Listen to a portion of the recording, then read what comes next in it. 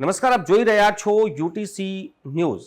મહારાજા સયાજીરાવ યુનિવર્સિટીમાં હોસ્ટેલમાં રહેતા વિદ્યાર્થીઓને ફરજિયાત 24,000 રૂપિયાનું જમવાનું જે આયોજન કરવામાં આવ્યું હતું તેના વિરોધમાં વિદ્યાર્થીઓએ જે રીતે આંદોલનો કર્યા અને હવે આ આંદોલનને ડામવા માટે કે ભવિષ્યમાં આવા આંદોલનો ના થાય તેના માટે જે સત્તાધીશોએ રાયોટિંગની ફરિયાદ લખાવી છે, ત્યારે વડોદરા શહેરમાં ના જે ધારાસભ્ય છે યોગેશ પટેલ અને પૂર્વ senate syndicate member Mayank Patel મેદાને પડ્યા છે। મયંક પટેલે ગઈકાલે જ જેવી જ રીતે આ સમાચાર બહાર આવ્યા ત્યારે મયંક પટેલે પોતાના સોશિયલ મીડિયા પ્લેટફોર્મ ફેસબુક પર પોસ્ટ લખી છે અને આ પોસ્ટનો સીધો અર્થ એ થાય છે કે હવે મયંક પટેલ લડી લેવાના મૂડમાં છે। મયંક પટેલનું તો એટલા સુધી પણ કહેવું છે કે જરૂર પડશે તો જેલ ભરો આંદોલન કરવામાં આવશે।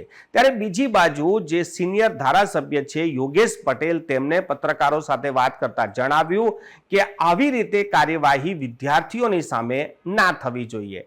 તેમને પણ પોતાનો ભૂતકાળ યાદ કર્યો કે અમે પણ વિદ્યાર્થીઓ હતા, પરંતુ આ પ્રકારની કોઈ કામગીરી તે સમયે નહોતી કરવામાં આવતી। યોગેશ પટેલે તો એટલા સુધીમાં ગંભીર આક્ષેપ કર્યા છે કે વડોદરા શહેરમાં આવતા અધિકારીઓ વડોદરા શહેરની પેઢીઓને જાણે કે પોતાની કોઈ પેઢી હોય તેવી રીતે એ લોકો સંચાલન કરે છે।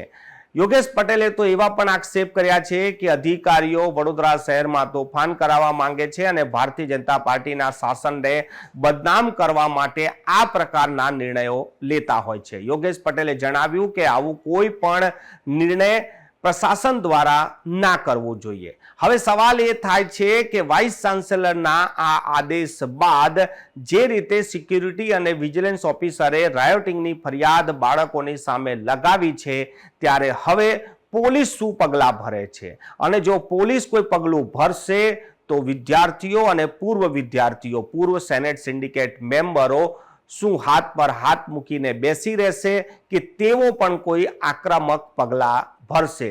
મહારાજા સયાજીરાવ યુનિવર્સિટીમાં પહેલા એડમિશનનો મામલો અને હવે રજૂઆત કરવા ગયેલા વિદ્યાર્થીઓ પર રાયોટિંગનો ગુનો નોંધી એક બાદ એક વાઇસ ચાન્સેલર વિવાદમાં જ આવી રહ્યા છે અને જે તેમના માટે તાનાશાહી વર્ડ યુઝ કરવામાં આવે છે તેમને પણ તેઓ જાણે કે સાર્થક કરી રહ્યા છે।